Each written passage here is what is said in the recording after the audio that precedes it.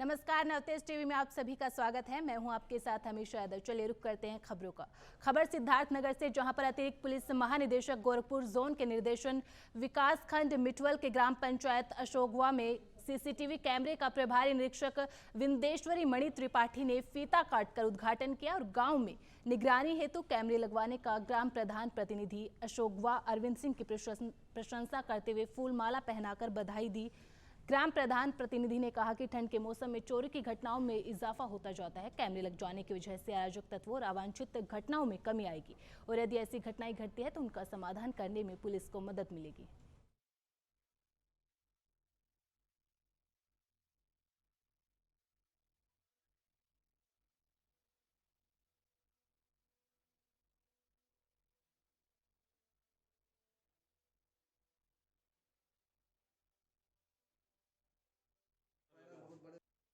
यही अपराध को रोकने के लिए, अंकुश लगाने के लिए हम ग्रामवासियों को बिल्कुल एकदम निश्चित करना चाहते हैं कि आप लोग आराम से चैन से रहें। और सीसीटीवी कैमरे की नज़र में कोई भी आ गया, लेकिन फिर भी हाल सुरक्षा की दृष्टि से जगना और सबको जगाना भी उचित रहेगा और भविष्य में ऐसी घटना ना हो। जैसे यहाँ भी अपने बगल के गाँव में हुई है, डकैती हुई है, चोर पकड़े गए हैं। फिलहाल यहाँ कोई दिक्कत नहीं होगी अपने यहाँ, ऐसी कोई बात नहीं।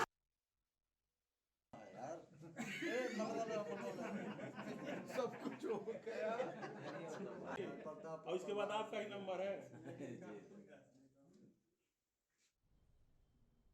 जौनपुर जिले के सुजानगंज में चलते ट्रक में आग लग गई। हाईटेंशन की तार की चपेट में आने से ट्रक में आग लग गई। हादसे में चालक की मौत हो गई। घटना की सूचना मिलते ही पुलिस ने मौके पर पहुंचकर चालक का शव कब्जे में लेकर पोस्टमार्टम के लिए मोर्चरी में भेजा और चालक के परिजनों को सूचना दी। फिलहाल पुलिस पूरे मामले की जांच में जुट गई है।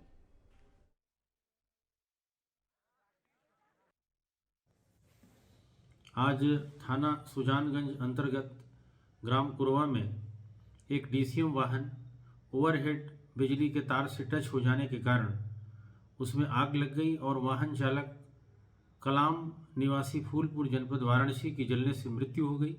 इस प्रकरण में सूचना पर तत्काल पंचायतनामा एवं पोस्टमार्टम की कार्यवाही कराते हुए अन्य विधिक कार्यवाही की जा रही है। जनपद कुशीनगर के कसिया थाना क्षेत्र के बहसा निवासी राय ने बीजेपी नेता पर नौकरी दिलाने के नाम पर रुपए हड़पने का आरोप लगाया और कहा कि पीडब्ल्यूडी विभाग में नौकरी दिलवाने के नाम पर 17 लाख रुपए हड़प लिए। जिला पंचायत सदस्य नितेश यादव पर रुपए हड़पने का आरोप लगाया है। साथ ही एसपी को शिकायत पत्र देकर न्याय की गुहार लगाई है।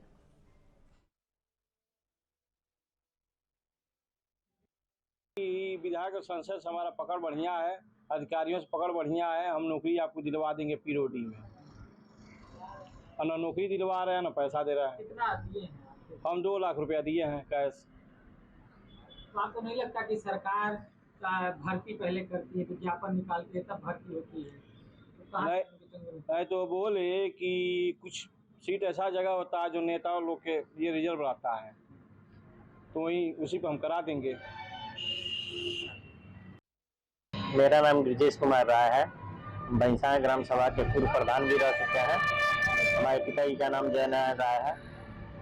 मैं प्रधानी के समय हमसे नीतीश यादव जो जिला पंचायत सदस्य प्रेजेंट टाइम में है और पूर्व जिला अध्यक्ष युवा मोर्चा रहे हैं, उनसे परिचय हुआ। उन लोगों ने उसने कहा हमसे कि नौकरी के नाम पे हम लोगों से 3 लोगों से पैसा ले लिया। 3 किस्तों में, एक बार 8 लाख लिया, एक बार 3 लाख रुपया लिया, एक बार 6 लाख रुपया लिया। कहा कि पीडब्ल्यूडी के लिए संविदा में हम रखवा देंगे, 1 साल में परमानेंट हो जाएगा। हम भाजपा कार्यकर्ता भी हैं। प्रेजेंट टाइम में कहीं हमको जाने पे हमको कहीं रिस्पांस नहीं मिल रहा है। सारे लोगों से हम भाजपा कार्यकर्ता, भाजपा विधायक लोगों से हमने कहा है, लेकिन हमको कोई रिस्पांस नहीं मिला। इसका ऑडियो भी हमारे पास है। जनपद जौनपुर के मछली शहर के कोटवा के पास पुलिस और आरोपियों के बीच मुठभेड़ हो गई। पुलिस की जवाबी कार्रवाई में एक आरोपी को गोली लग गई। पुलिस ने घायल आरोपी समेत 2 आरोपियों को गिरफ्तार किया है। आरोपियों के कब्जे से पुलिस ने तमंचा, कारतूस, मोबाइल और गाड़ी भी बरामद की।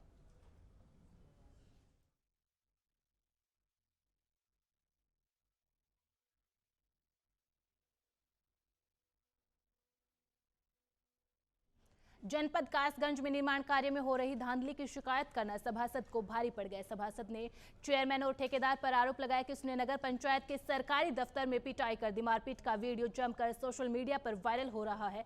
सभासद ने कहा कि पुलिस थाने के कई बार चक्कर काटने के बाद भाजपा नेता और ठेकेदार के खिलाफ मामला दर्ज किया गया। पुलिस के द्वारा 14 दिसंबर को हुई घटना के बाद 20 दिसंबर को इस पूरे मामले में एफआईआर दर्ज की गई। कासगंज के पटियाली सर्किल के डिप्टी एसपी विजय राणा ने बताया कि ईएनटी सर्जन ने होने की वजह से पीड़ित का मेडिकल नहीं हो पाया। अगर मेडिकल में कान में इंजरी आती है तो धाराएं बदली जाएंगी, जिसके बाद नामजदों को गिरफ्तार किया जाएगा। तो सब सभासदों ने कहा चलो नाले पे चलते हैं, उसे चेक करते हैं। जब चेक करने के लिए गए तो नाला तो वो उन्होंने जो नाला जिस तरीके मानक सब वो बन नहीं रहा था। जब हमने उनसे मजदूरों से बात की तो हमने साहब ठेकेदार कौन है, तो उन्होंने नाम बताया कि मुकेश बदेरिया ललित हैं इसमें ठेकेदार।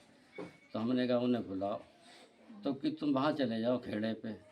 तो हमने साहब खेड़े पे कैसे चले जाए उन पर, उनको यहीं मौके पे बुलाया जाए।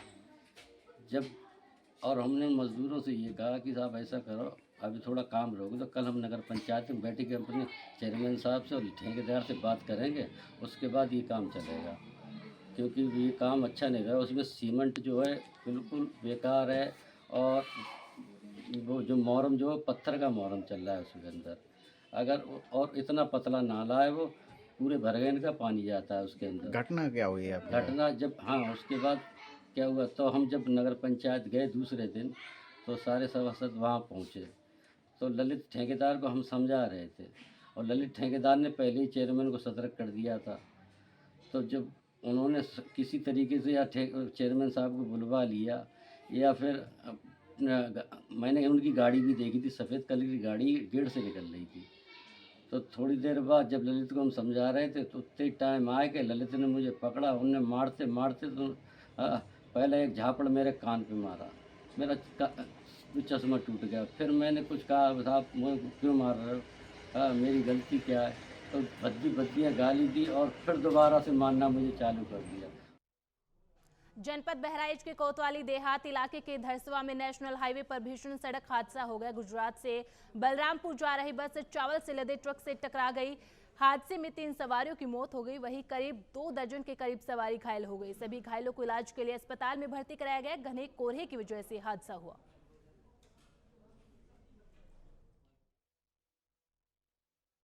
जनपद बहराइच के थाना कोतवाली देहात क्षेत्र में जो बहराइच श्रावस्ती मार्ग है उसके सीमा के निकट एक सड़क दुर्घटना हुई है। इसमें एक चावल से लदा ट्रक जो श्रावस्ती से बहराइच की तरफ आ रहा था और एक गाड़ी जो गुजरात के राजकोट से जिला बलरामपुर के लिए जा रही थी। उन दोनों वाहनों में एक्सीडेंट हुआ है और अभी तक 3 लोगों के इसमें मृत्यु की सूचना है। घायलों का इलाज करवाया जा रहा है और जैसा कि आप देख रहे हैं राहत और बचाव कार्य जारी है। बस में सर कितने लोग सवार थे, कितने लोग घायल हैं? अभी जो प्राप्त सूचना के अनुसार है कि अभी तक बस में सवार 2 लोगों की मृत्यु हुई है।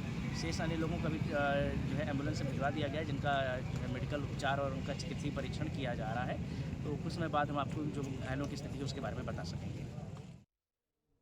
हाथरस में घने कोहरे की वजह से हाईवे पर विजिबिलिटी बिल्कुल कम है, जिसके चलते सिकंदराव थाना क्षेत्र के जीटी रोड हाईवे पर आधा दर्जन वाहन आपस में टकरा गए। हादसे में दर्जन भर लोग घायल हो गए। मौके पर मौजूद राहगीरों ने पुलिस को सूचना दी। सूचना मिलते ही इलाका पुलिस और हाईवे की राहत बचाव टीम मौके पर पहुंच गई और रेस्क्यू कर वाहनों से घायलों को निकालकर इलाज के लिए अस्पताल में भर्ती कराया गया।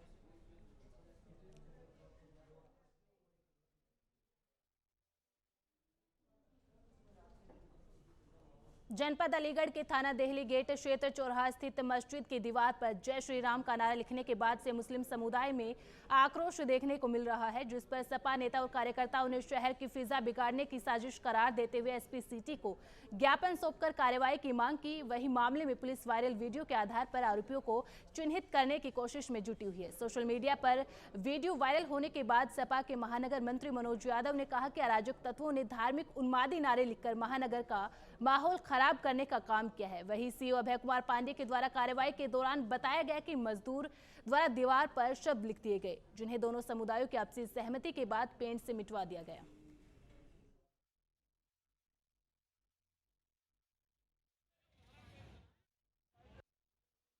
किया गया? कुछ दिनों से अलीगढ़ की फिजा को ख़राब करने का बहुत काम करा जा रहा है। कहते हैं कथित कि हिंदू हैं। मैं भी आज से लगाता हूं कि हिंदू मनोज यादव क्या समाजवादी में हिंदू नहीं है?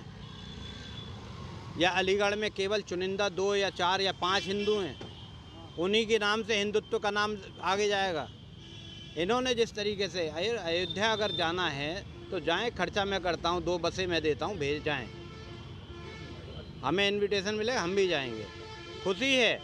लेकिन ये क्या तरीका है कि आप दूसरों की मस्जिदों पे, दूसरों के घरों पे आप लिख रहे हैं कि अयोध्या चलो, जय श्री राम। जय श्री राम का नारा तो हर हिंदू के दिल के अंदर है। असली शब्द होता था, ये उत्तेजक नारा बना दिया। राम को उत्तेजना से जोड़ दिया इन लोगों ने। असली राम, सुबह निकलते थे राम राम होती थी, जय सिया राम होती थी, जय श्री राम जय श्री राम। अरे क्या जय श्री राम यार, जय सिया राम करो। ये इस तरीके से मस्जिदों पे लिखा गया ये केवल अलीगढ़ की फिजा को और शहर की फिजा को खराब करने का काम कर रहे हैं। ये वही चुनिंदा लोग हैं जिनको इस पुलिस प्रशासन ने पहले भी छूट दे दी थी। आज जो ये ज्ञापन दिया गया है, बहुत ही जिस तरीके से भारतीय जनता पार्टी के कार्यकर्ताओं मस्जिदों पर जानकर जय श्री राम की जो लिखा है, इससे फिजा खराब करने का उनका पूरा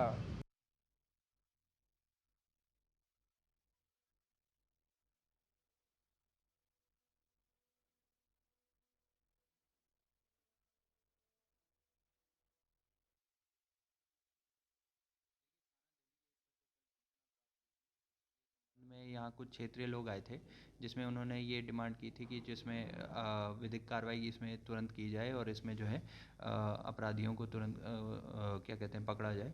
उसी संबंध में कुछ लोगों ने यहाँ पर ज्ञापन दिया है। कुछ चिन्हित किए गए सर इसमें अब तक? वीडियो के आधार पर लोगों को चिन्हित किया जा रहा है। मुकदमा दर्ज कर लिया गया है थाना दिल्ली गेट पर। इसमें अग्रिम विधिक कार्रवाई करते हुए इसमें जल्दी जो है अग्रिम आगे की कार्रवाई की जाएगी। भारत सरकार के द्वारा चलाए जा रहे महिला सशक्तिकरण की योजनाओं को सफल बनाने हेतु कुशीनगर जिले के खड्डा ब्लॉक अंतर्गत बिशनपुरा में भाजपा महिला मोर्चा जिला अध्यक्ष चंद्र प्रभा पांडे के द्वारा एक विशाल जनसभा को संबोधित किया गया। सभा की शुरुआत स्वयं सहायता समूह की महिलाओं द्वारा जिलाध्यक्ष का जोरदार स्वागत करके किया गया। जनसभा में बड़ी संख्या में महिलाएं शामिल हुई। जनसभा में आई हुई महिलाओं ने अपनी समस्या जिलाध्यक्ष के सामने रखी, जिसके बाद जिलाध्यक्ष ने संबंधित विभाग के अधिकारियों को फोन करके उनकी समस्याओं का निस्तारण करवाया। वहीं जनसभा को संबोधित करते हुए जिलाध्यक्ष ने कहा कि महिला सशक्तिकरण को बढ़ावा देने के लिए केंद्र सरकार द्वारा अनेक योजनाएं चलाई जा रही है।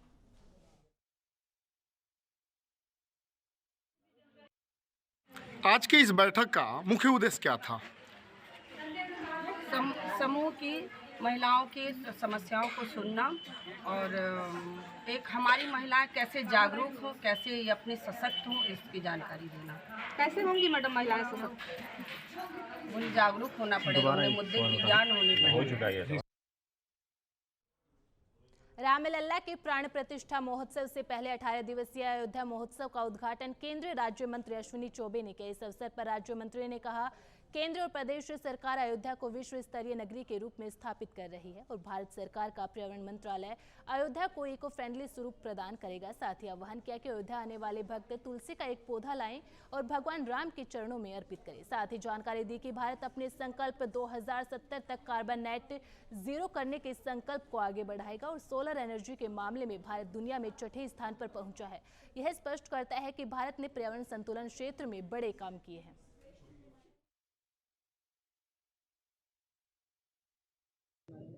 भाई देखिए, आदरणीय प्रधानमंत्री नरेंद्र भाई मोदी जी के नेतृत्व में पूरे देश में जहां प्रकृति और पर्यावरण की रक्षा हो रही है, प्रकृति रक्षिता है रक्षिता, प्रकृति की रक्षा करेंगे तो प्रकृति हमारी रक्षा करेगी। धर्मं रक्षति रक्षता, धर्म की रक्षा करेंगे तो धर्म हमारी रक्षा करेगी। तो प्रकृति और धर्म, प्रकृति और प्रगति, हमें प्रकृति भी चाहिए और हमें प्रगति भी चाहिए। जो हमारे प्रधानमंत्री जी, यशस्वी प्रधानमंत्री बार बार कहते हैं, तो नेचर और कल्चर, तो निश्चित रूप से अयोध्या प्रकृति से सुसज्जित होगा। इस अयोध्या के अंदर हर प्रकार से मुझे लग रहा है कि इको फ्रेंडली जिसको कहते हैं, इसको भी हमें बनाए रखना है। ये रामलला जी विराजमान, रामलला के मंदिर में विराजमान होंगे। पुराने भव्य नहीं बल्कि अब नए नवनिर्मित मंदिर में सैकड़ों वर्ष कैद के बाद और सैकड़ों वर्षों के बाद ये रामलला जी विराजमान होने जा रहे हैं। और उस उपलक्ष्य पर संपूर्ण अयोध्या को हर तरह से पर्यावरणीय पौधे और हर प्रकार से सुसज्जित करके, ताकि पर्यावरण का भी संरक्षण हो, प्रकृति का भी संवर्धन हो, तो यह काम हर व्यक्ति को करना है। यूपी के कन्नौज जिले से जिंदादिली की कैसी तस्वीर सामने आई है, जो उन हताश और निराश लोगों के लिए एक मिसाल साबित होगी जो जरा सी परेशानी आने पर हताश हो जाते हैं। कन्नौज मुख्यालय से करीब 12 किलोमीटर की दूरी पर जलालाबाद कस्बे में रहने वाले 18 वर्षीय गोपाल दीक्षित समाज के लिए एक प्रेरणा स्रोत बनकर सबके सामने आए हैं। महज 5 साल की उम्र में कानपुर में हादसे का शिकार हो गया था, जिसमें गोपाल ने अपने दोनों हाथ खो दिए थे, लेकिन उसके बाद गोपाल ने दृढ़ संकल्प से आगे बढ़ने का निर्णय लिया। और अब ऐसा कोई काम नहीं जो गोपाल अपने पैरों से नहीं कर सकते हो, लेकिन गोपाल को अभी तक किसी भी सरकारी सुविधा का लाभ नहीं मिला। दिव्यांग पेंशन से गोपाल अभी भी मरहूम है।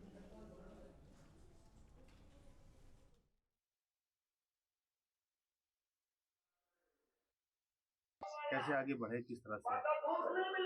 प्रॉब्लम तो बहुत हुई, पर सब कुछ हैंडल कर लिया। अपने आप सारी प्रैक्टिस करते रहे और सब कुछ आगे अपने आप सब कुछ करने लग गए। और ये लिखना पढ़ना, कपड़े उतारना और मुंह वगैरह धुलना और सारे घरेलू काम जो है वो सब अपने पैरों से कर लेते, आराम से खाना खा लेते हैं और स्कूल का बैग वगैरह, नहाना धोना सब कर लेते हैं।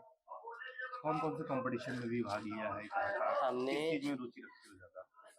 हम अभी आर्ट कंपटीशन में भाग लिया था कन्नौज में है, और अभी रनिंग में और एक निबंध प्रतियोगिता हुई थी उसमें भाग लिया था। तो मतलब दोनों में फर्स्ट आए। और रुचि मेरी ये है कि मैं जो भी काम करता हूँ पूरी लगन से करता हूँ, और जो नहीं पसंद है उसके नहीं करता हूँ। क्या बनना चाहते हो भविष्य में? बनना तो सर बहुत मतलब बनने का ड्रीम तो यूपीएससी क्लियर करना है, लेकिन अभी 10th में है तो उसी की तैयारी मतलब 11th से शुरू कर देंगे 12th के बाद। क्या नाम है आपका? मेरा नाम देवेश कुमार दीक्षित है। मैं गोपाल का चाचा हूँ। और ये जब 4 साल का था तो ये बच्चों के साथ गेंद खेल रहा था, तो गेंद वहाँ कोल्ड में इसके पापा ड्यूटी करते थे, तो वहाँ ट्रांसफार्मर रखा हुआ था खुले मैदान में। तो वहाँ पे गेंद खेलते खेलते गेंद पहुँच गई ट्रांसफार्मर के पास, तो ये उठाने वहाँ पे गए थे। तो जैसे ही हाथ बढ़ा के गेंद इन्होंने उठाई ट्रांसफार्मर, तो यहाँ जम्पर जो लगा हुआ था वो टच हो गया इनके हाथों में, तो लाइट ने खींच लिया, तो उसी से इनका एक्सीडेंट हुआ, दोनों हाथ जल गए। फिर वहाँ कानपुर में इनको एडमिट किया, बेहोश हो गए थे। कानपुर में एडमिट किया तो वहाँ रीजेंसी हॉस्पिटल में डॉक्टर ने बोला कि इनके तो हाथ बेकार हो गए, दोनों हाथ काटने पड़ेंगे। देश में सर्दी के सितम में घने कोहरे का कहर भी देखने को मिल रहा है। घने कोहरे के चलते जालौन में बुंदेलखंड एक्सप्रेसवे पर एक दर्जन गाड़ी आपस में टकरा गई। हादसे में एक व्यक्ति की मौत हो गई, वहीं 4 लोग गंभीर रूप से घायल हो गए। सूचना मिलते ही मौके पर पहुंची पुलिस ने घायलों को अस्पताल में भर्ती करवाया। वहीं यूपीडा की लापरवाही भी सामने आई, जहाँ पुलिस के बार बार सूचना करने पर 4 घंटे देरी से यूपीडा पहुंचा।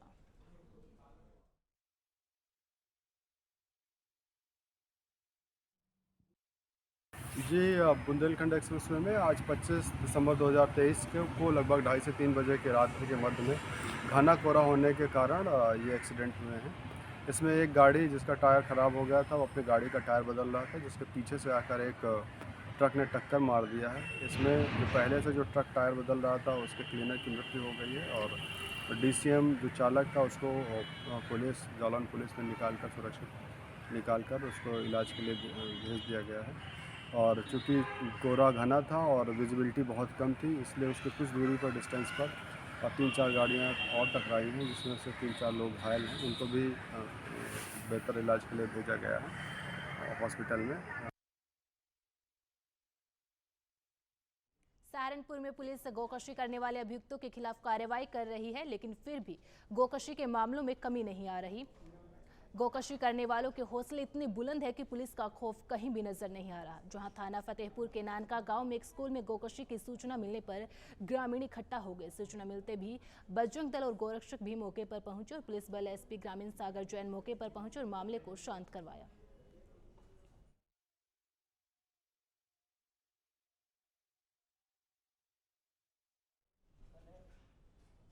देश में एक तरफ जहां क्रिसमस डे मनाया जा रहा है, तो वहीं दूसरी तरफ रामनगरी अयोध्या में पूरी तरह से राममय माहौल हो रखा है। अयोध्या के हर घर में तुलसी राम उद्यान पहुंच रही है। अयोध्या के महापौर गिरीशपति त्रिपाठी ने कहा, भगवान के विभिन्न स्वरूपों को बच्चों द्वारा उनका स्वरूप रखा जा रहा है। करीब 259 बच्चे इस महोत्सव में भाग ले रहे हैं, जो कि मनोहरी रूप धारण कर सभी को आनंदित कर रहे हैं। वहीं राम जन्मभूमि तीर्थ ट्रस्ट के पदाधिकारी अनिल मिश्रा ने बताया कि अयोध्या में प्रभु राम 22 जनवरी को अपने स्थान पर पहुंचने वाले हैं।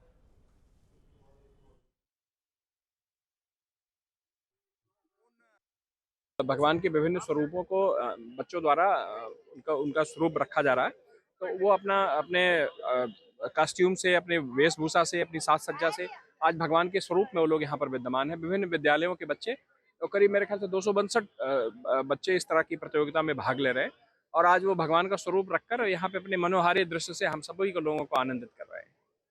ये छोटे-छोटे बच्चे राम बने, देखिए, राम, हम लोग अयोध्या के रहने वाले हैं, राम की संस्कृति से जुड़े लोग हैं, हमारे आराध्य की नगरी है। तो राम न सिर्फ हमारे आराध्य हैं बल्कि हमारे हृदयों में आए हैं, उनकी संस्कृति से लोग परिचित हों। बच्चे राम से जुड़े हुए, भगवान से जुड़े हुए संस्कारों को अपने जीवन में अपनाएं और एक धर्म में आचरण लेकर यहाँ से जाएं, ऐसा हम लोगों का विश्वास है। क्योंकि अयोध्या का कोई भी बच्चा है, कहीं भी फिर जाएगा, उसको अयोध्या के बच्चा है, उसको परखा जाएगा इसी दृष्टिकोण से कि वो राम जी से कितना प्रभावित है। कन्नौज में पूर्व पीएम अटल बिहारी की जयंती सेवा दिवस के रूप में मनाई गई। जयंती के उपलक्ष्य में भाजपा नेताओं ने वृद्धाश्रम पहुंचकर भोजन करवाया और निराश्रित बुजुर्गों का हालचाल जाना। वरिष्ठ भाजपा नेता कन्हैया दीक्षित ने कार्यक्रम का आयोजन किया था। इस दौरान कई भाजपा नेता भी मौजूद रहे। व्यापार मंडल जिलाध्यक्ष बोले, हम सबके आदर्श अटल जी के संदेशों पर अमल कर बुजुर्गों को भोजन कराया।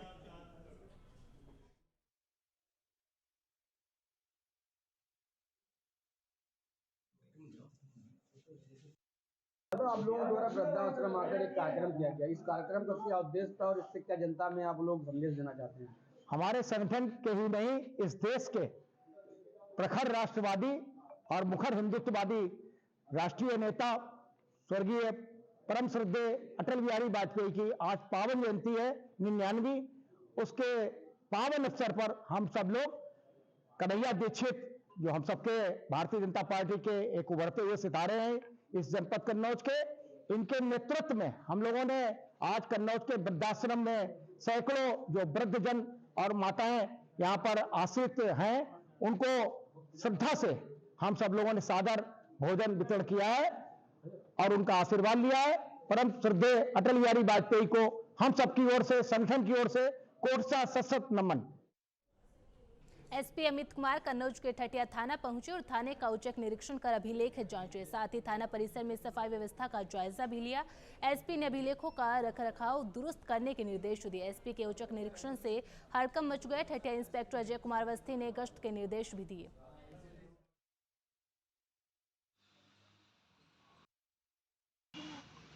आज मेरे द्वारा थाना ठटिया का आकस्मिक निरीक्षण किया गया। यहाँ की जो बिल्डिंग्स हैं और जो यहाँ पर निर्माण कार्य चल रहा है उसकी गुणवत्ता सब चेक की गई। इसके अलावा जो थाने पे विभिन्न रजिस्टर्स हैं उनको भी चेक किया गया, किस प्रकार से काम किया जा रहा है और साथ ही सुधार के लिए दिशा निर्देश दिए गए और चेकिंग के लिए भी यहाँ पे अलग अलग बैरियर पॉइंट्स बनाए गए हैं, वहाँ पे भी जनपद में चेकिंग कराई जा रही है।